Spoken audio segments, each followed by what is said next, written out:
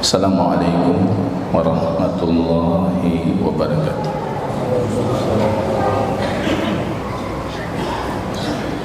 Alhamdulillahi rabbil alamin, wal 'aqibatu lil muttaqin fala udwana illa 'alal zalimin.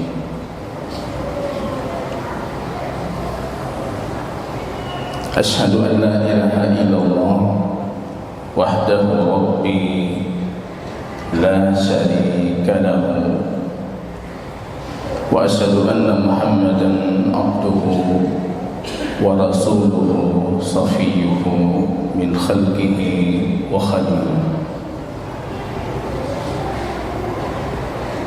Kaum muslimin rahimani wa rahimakumullah, puji syukur kita kehadirat Rabb kita Allah Jalla wa'ala yang kembali memberikan kepada kita nikmat taufik, hidayah, inayah, sehingga kita dengan izin Rabb kita Allah Jalla wa'ala kita sudah bisa memasuki syahrul Ramadan yang penuh dengan keberkahan dan kemuliaan daripada Rabb kita Allah. Salawat dan salam jamaah kaum muslimin kita doakan kepada Rabb kita Allah Jalla wa'ala agar mencurahkannya ke Habib kita baginda Rasul Muhammad sallallahu alaihi wasallam. Kaum muslimin dan muslimat yang kami muliakan,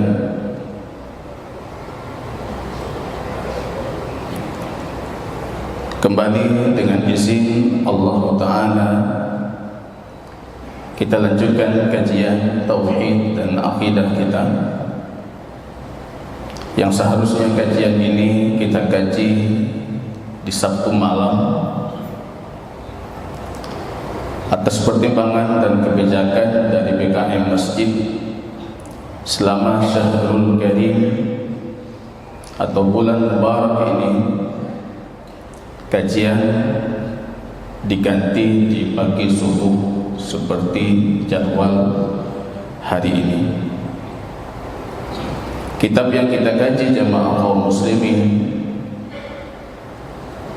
adalah kitab Tauhid fi Dawi Aqidati Al-Imam Asy-Syafi'i rahimahullah ta'ala. Kitab Tauhid dan Aqidah yang bersumberkan pernyataan dan tulisan Al-Imam Al-Mujaddid Al-Mujtahid Al-Mutlaq Al-Imam dan imam kita semua, yaitu Asy-Syafi'i rahimahullah ta'ala. Sebagai sedikit informasi untuk jamaah yang baru pertama kali menghadiri kajian ini, sesungguhnya keinginan kami sebagai pemateri ingin memperkenalkan kepada jamaah kaum muslimin, terutama mereka yang menisbatkan dirinya kepada madhab Imam Asy-Syafi'i secara fiqahnya. Kita ingin mengatakan, mari sama-sama kita kaji akidah dan tauhidnya yang diyakini oleh Al-Imam Asy-Syafi'i rahimahullah berdasarkan tulisan dan pernyataan Al-Imam di dalam kitab-kitab beliau. Pembahasan terakhir jamaah kaum muslimin, dan ini barangkali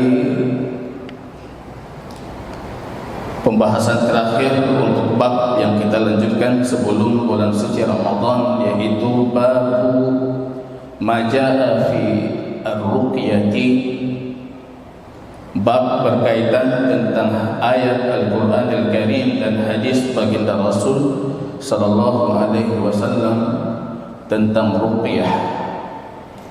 Ar-ruqyah itu ya tentunya bukan ru'yah hilal yang kemarin kita disibukkan, kita tunggu kedatangan bulan suci karim. Ini ar-ruqyah jamaah kaum muslimin adalah bacaan-bacaan, jampi-jampi,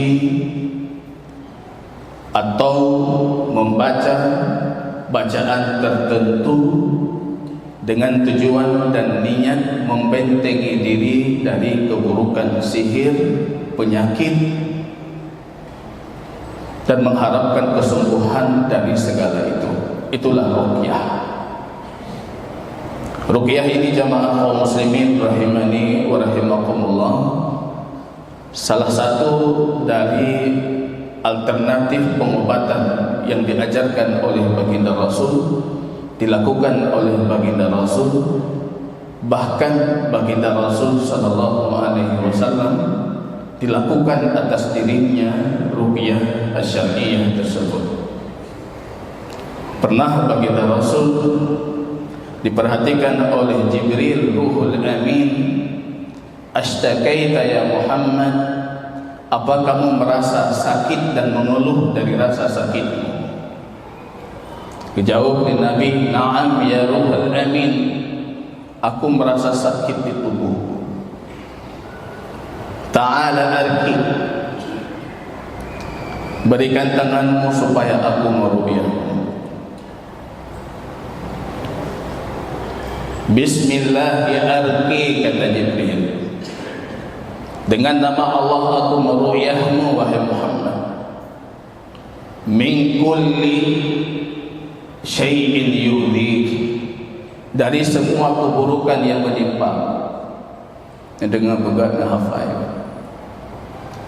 Ini ruqyah Jibril yang bisa jamaah kaum muslimin mengamalkan ini dari semua penyakit yang kita derita ataupun yang menimpa kita. Bismillahirrahmanirrahim. Anak sakit di rumah, bacakan ini. Istri kita, orang tua kita sakit di rumah, bacakan ini. Bismillahirrahmanirrahim. Min kulli syai'in yu'dhik, dengan namamu ya Allah aku meruqyah dari semua yang menyakitinya. Wa min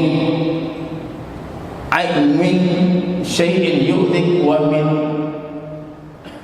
bismillahirrahmanirrahim min kulli syai'in yu'zik wa min kullu nafsin wa 'ainin hasidin Allah yashfi, dan dari semua keburukan yang berjiwa, segala keburukan di dalam diri kita atau keburukan dari makhluk-makhluk Allah yang lainnya di luar diri kita, dan dari segala keburukan mata-mata yang penuh dengan hasad, penuh dengan kedengkian, yang mengirimkan sihir, mengirimkan penyakit. Allah yashfi, Allah yang menyembuhkan. Bismillahirrahmanirrahim, ditutupi dengan kalimat Bismillahirrahmanirrahim. Digusuk oleh Jibril Muhammad sallallahu alaihi wasallam. Kemudian baginda Rasul mengatakan, "Faqad dhahab," rasa sakit itu sudah hilang. Ini jamaah kaum muslimin rahimani wa rahimakumullah. Hakikat dari ruqyah adalah membacakan ayat-ayat Allah atau menyebutkan nama-nama Allah yang husna dan sifat-sifatnya yang agung, atau memuji Allah atas segala kesempurnaannya Allah, atau membacakan doa-doa yang maksud diajarkan oleh Habib kita baginda Rasul sallallahu alaihi wasallam. Bacakan itu. Anda membacakan itu dengan penuh keyakinan Allah itu An-Nafi' Allah yang maha mendatangkan manfaat kesembuhan dan Allah itu pemilik segala kemudaratan. Bacakan itu dan Allah akan memberikan Anda kesembuhan. Ini tradisi Rasul sallallahu alaihi wasallam. Ada jamaah yang kemarin datang ke saya mengatakan, Ustaz Lung yang anak kenang ubat anak pahit loh. Ubat kimia, ubat medis maksudnya. Walaupun kali dulu yang anak kenang ubat anak pahit loh. Saya mengatakan efek dari ruqyah itu manfaatnya, kalau sekiranya tidak menyembuhkan, maka cukup bagi Anda mendapatkan fadilahnya karena Habib kita baginda Rasul melakukan. Nyata kedil kita mengatakan ini tidak menyembuhkan, cukup Anda melakukan ruqyah itu dan berfikir Habib kita baginda Rasul sallallahu alaihi wasallam melakukan itu dan aku melakukan. Ini tradisi Rasul. Mau tidur beliau meruqyah dirinya. Aisyah mengatakan, dulu baginda Rasul mau tidur beliau beristi'adzah, meminta perlindungan Allah dengan kalimat-kalimat yang beliau menyebutkan di situ keagungan nama dan sifatnya Allah. Hingga Allah turunkan Quran Al-Mu'awwidhatain, Qul a'udzu birabbil falaq, Qul a'udzu birabbin nas. Maka baginda Rasul tidak pernah meninggalkan dua mau'idhatain itu sebelum tidur. Ini jamaah kaum muslimin, pembahasan keimanan kita tentang ruqyah ini hakikatnya adalah bagaimana hubungan, ketergantungan dan keterikatan kita dengan Allah Subhanahu wa ta'ala. Kita dengan Allah dulu bagaimana, Pak? Kadang-kala kita tidak yakin kalau kalam Allah, firman Allah, ayat Allah, sifat Allah, nama Allah, hadis yang maksud dari baginda Rasul itu bisa menyembuhkan kita dari penyakit yang kita derita. Itu masalah di kita, bukan di ruqyahnya. Seharusnya Syahrul Karim, Syahrul Ramadan itu meningkatkan hubungan, keterikatan, ketergantungan hamba kepada Rabbnya. Kalau kata Imam Ibnu Ashur, kalau kalian melihat perintah puasa itu 183 Al-Baqarah, 184, 185 Allah menjelaskan tentang rincian hukum puasa. Tapi coba lanjutkan 186. Allah yang menyuruh kalian berpuasa rupanya 186. Ini namanya munasabat al-ayat, korelasi antara ayat dengan ayat sebelumnya. 186 Allah memberikan, wa idza sa'alaka ibadi, kalau hambaku meminta kepadaku, fa inni qarib. Allah mengatakan aku dekat dengan hamba-Aku. Ujibu da'watad da'i idza da'ani, dan aku yang akan menjawab permohonannya ketika dia minta kepadaku. Itu efek Ramadan melahirkan kedekatan, interaksi yang kuat, hubungan, ketergantungan hamba kepada Rabbnya. Ini terasanya Ramadan ke jalan 2 huruf, tapi ketergantungan kita kepada Allah, kedekatan kita dengan Allah Rabb kita Jalla wa'ala belum muncul, berarti Ramadan kita bermasalah. Falyastajibuni, kata Allah, kalau ingin lahir ketergantungan itu, hubungan kita dengan Allah makin baik, maka hendaknya Allah perintahkan kita penuhi panggilan Allah, kita jawab panggilan Allah,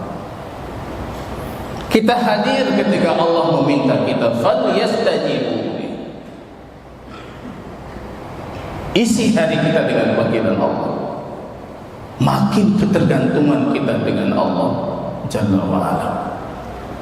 Nikmat jamaah kaum muslimin, ini saya sampaikan bagi yang mampu merasakan, bergantung dengan Allah itu lezat, nikmat. Apalagi dalam kondisi kita merasakan sakit dan penyakit, nikmat. Wallahi, kata Imam Ibnu Qayyim Al-Jauziyah, tidak ada satu makhluk yang bergantung dengan selain Allah. Kadang kita kalau sakit kita bergantung dengan obat, bergantung dengan para medisnya.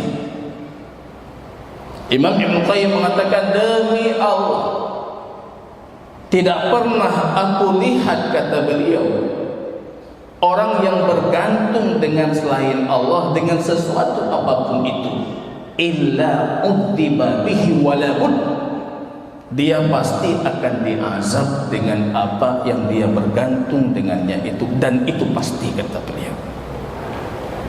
Sakit,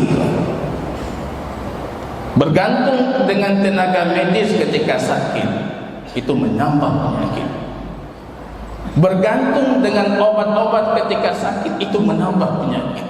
Maka ruqyah asy-syari'iyah ini, jamaah kaum muslimin, mengajarkan kita untuk bergantung hanya dengan Al-Khaliq Asy-Syafi, Maha Penyembuh, Maha Pencipta, Maha Pengayom kebutuhan makhluknya, yaitu Allah Tabaraka wa Ta'ala. Gantung sama Allah. Jadi hidup kita semuanya dengan Allah. Mau tidur, kita bergantung kepada Allah. Ya Allah, lindungi aku sampai aku bangun nantinya. Bangun dari tidur, kita kembali mengatakan, Alhamdulillahilladzi ahyana. In aqada syaitanu ala ra'si salasa uqad idza nama ibnu Adam.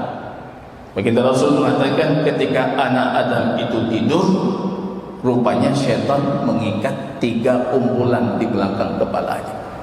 3 ikatan. Uqdah itu ikatan kuat. Idza qama fadzakarallah, ketika kita bangun dari tidur kita sebutkan Allah. In hallat uqdah, 1 ikatan itu lepas. Wa idza qama fatawadda, kita bangun berwudu, ya, 1 ikatan lepas lagi. Kalau sampai kita salat 3 ikatan itu lepas. Ketergantungan kita dengan Rabb kita Allah. Itu hakikat dari ruqyah syariah. Nabi kita sallallahu alaihi wasallam mengajarkan kepada kita jamaah kaum muslimin banyak sekali doa-doa yang harus kita hafalkan dalam rangka meruqyah dan membentengi diri kita dari penyakit dan keburukan. Ini banyak sekali doanya, dan beberapa dari doa itu sudah kita sebutkan di pertemuan-pertemuan sebelumnya. Karena ruqyah ini sudah dikenal oleh masyarakat jahiliyah sebelum kedatangannya baginda Rasul dengan syariah Islam, tauhid dan akidahnya. Maka ada di tengah masyarakat kita ruqyah syariah dan ada juga ruqyah syirik. Maka kita perlu juga mengetahui tentang mana yang syar'i, mana yang non syar'i, bahkan menjurus kepada kesyirikan. Jadi bantaja para ruqyah, jangan kita berpikir kalau pakaiannya sudah syar'i itu ruqyahnya syar'i. Kadang-kadang serban terhulai berarti kan syar'i, Pak. Begitu terdegradasi nilai syar'i di tengah masyarakat kita. Pakaian yang kita namakan syar'i. Dalam satu kajian saya bertanya ke jamaah itu, Kira-kira kalau kita melihat orang saleh, kriterianya apa? Belum tanya sama jamaah lagi. Jamaah saya mayoritas menjawab dia menjaga salat 5 waktu di masjid di Kumayan. Yang kan saleh, yang wajib, yang harus. Da'bu salihin itu qiyamul lail, kata baginda Rasul sallallahu alaihi wasallam. Kalau Anda ingin mengukur kesalihan, maka ukuran kesalihan itu salat malam. Bukan jaga jamaah memang kewajiban kita, saleh tidak salah. Tapi nilai kesalehan itu sudah terdegradasi, retak. Begitu juga dalam perihal ru'yah ini. Ada orang ketika sakit, dia sudah berikhtiar dengan jalur medis, dia tidak mendapatkan pengobatan, akhirnya dia mencari ke jalur yang non medis, salah satunya jalur ruqyah. Di sini jamaah kaum muslimin perlu berilmu mana yang syar'i, mana yang tidak syar'i, bahkan menjurus kepada kesyirikan. Yang pertama, saya ulangi, yang syar'i itu membaca ayat Allah, Al-Quran, menyebutkan nama dan sifatnya Allah. Walaupun dia nggak baca ayat Allah, tapi dia menyebutkan nama-nama dan sifatnya Allah, itu syar'i juga. Atau menggunakan doa-doa yang maksud dari baginda Rasulullah, doa-doa yang pernah oleh Nabi. Pergi ke tempat orang sakit, tradisi baginda Rasul kita mengatakan, Allahumma anta syafi la shifa illa shifa'u shifa'an ajila shifa'an la yughadiru saqama. Ho yang kejar Nabi kalau mendapati orang sakit, itu yang didoakan, digusuk oleh Rasulullah, beliau mendoakan itu syar'i. Yang kedua, kriteria syar'i ini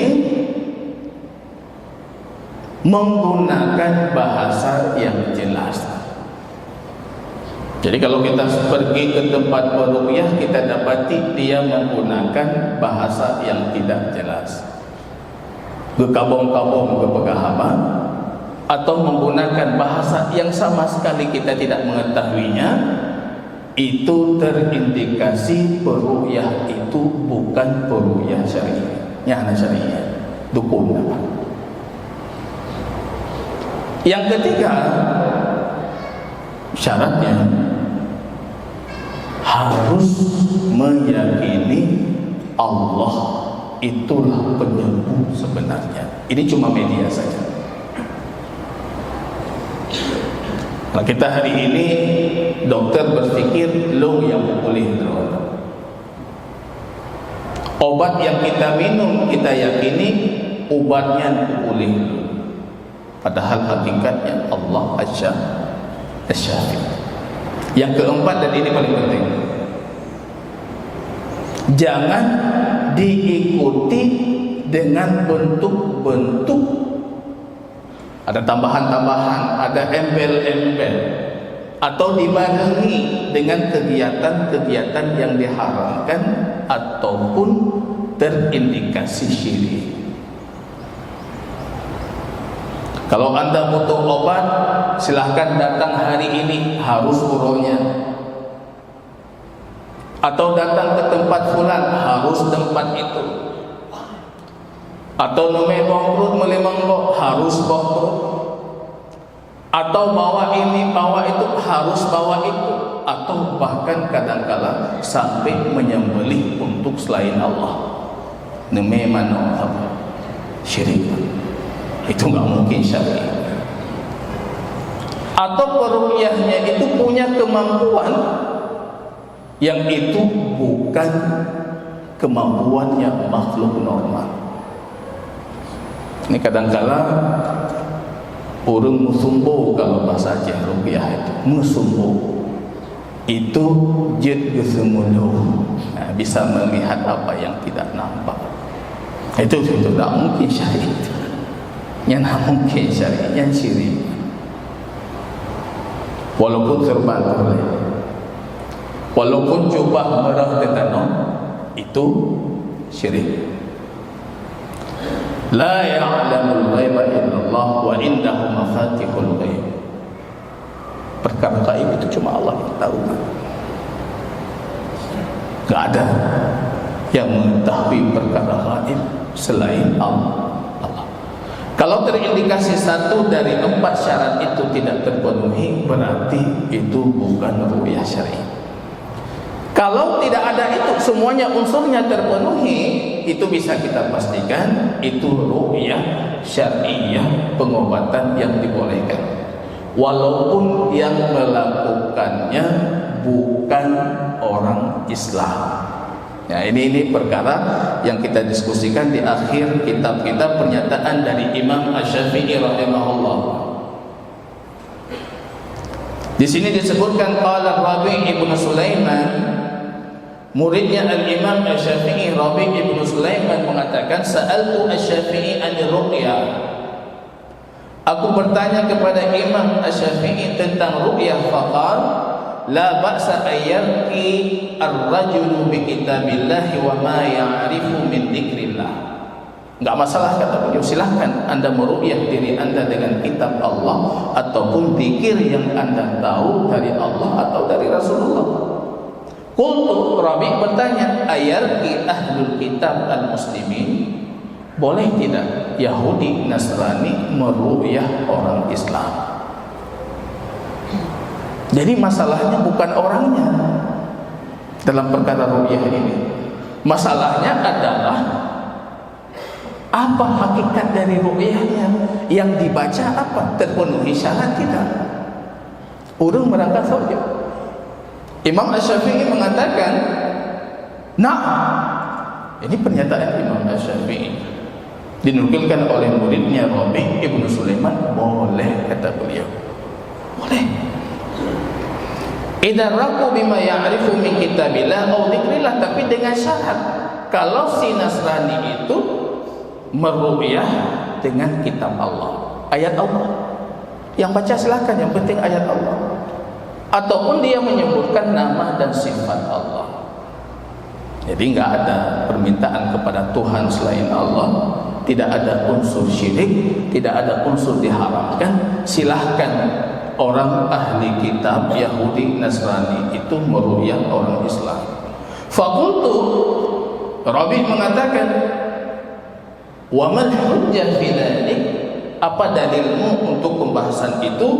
Qala ghairu hujjah, bukan dalil dari baginda Rasul, bukan dalil dari Allah dalam kitabnya, tapi riwayat yang diriwayatkan oleh sahabat kita, sahabatku dan sahabatmu. Yang dimaksud oleh Imam Asy-Syafi'i adalah Abu Bakar As-Siddiq pernah meminta seorang wanita Yahudi meru'yah Aisyah, istri baginda Rasulullah. Jadi Aisyah mengeluh sakit. Di sisi Aisyah ada tetangganya wanita Yahudi. Abu Bakar datang mengatakan, ru'yahlah Aisyah, tapi dengan syarat bikitabillah, dengan kitab Allah. Diru'yah oleh si Yahudi itu. Itu dalilnya, kata Imam Asy-Syafi'i. Jadi ini jamaah kaum muslimin, ru'yah itu bukan orangnya siapa, tapi yang dilakukan apa. Kalau berulang kali Anda melakukan ru'yah ini tapi merasa efek dan manfaatnya belum terasa, lakukan lagi, dan Allah dengan penuh keyakinan dalam dada kita akan memberikan kesungguhan. Kubul sekurangnya yang kita baca itu dikir-dikir yang berpahala. Kuatkan iman kita, kuatkan interaksi kita dengan Allah. Insya Allah tabaraka wa ta'ala, Allah akan segera memberikan kesembuhan. Wallahu ta'ala a'lam bishawab. kita cukupkan di sini kajiannya jemaah kaum muslimin rahimani wa rahimakumullah. Subhanakallahumma wa bihamdika asyhadu an la ilaha illa anta astaghfiruka wa atubu ilaik. Assalamualaikum warahmatullahi wabarakatuh.